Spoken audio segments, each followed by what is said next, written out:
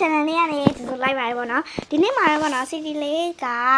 supermarket props ID လေးတက်တက်မှာဖြစ်ပါတယ်ကဲဒါဆိုဗီဒီယိုလေးစလိုက်ကြအောင်ပေါ့နော် city လေးကတော့အရင်ဆုံး menu လေးတဲ့ဝင်ပါမယ်ဒီ props လေးတဲ့ဝင်ပါမယ်ပြီးလို့ရှိရင်ဒီက search by props ID လေးကိုနှိပ်မှာပဲပေါ့နော်နှိပ်ပါလို့ရှိရင် city လေးကအခု ID လေးပြပမှာဖြစ်ပါတယ်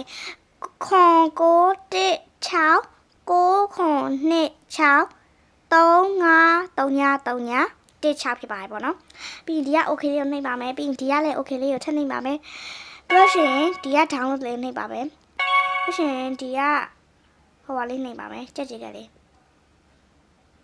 sorry ပေါ့နော်ကြက်ကြက်ကလေးပြီးလို့ရှိရင်အခုရောက်ပါပြီပေါ့နော် supermarket စီရောက်ပါပြီဒီမှာဆိုလို့ရှိရင် frozen food တွေ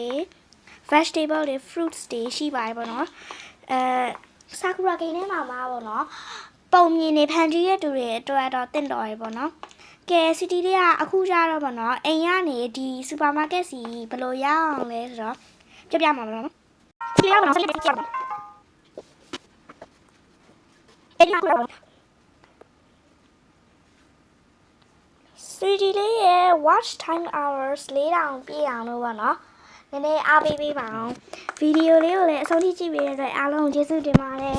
like and subscribe လေးလုပ်ခဲ့ပေးဦးမို့နော်ကဲအားလုံးပဲ bye bye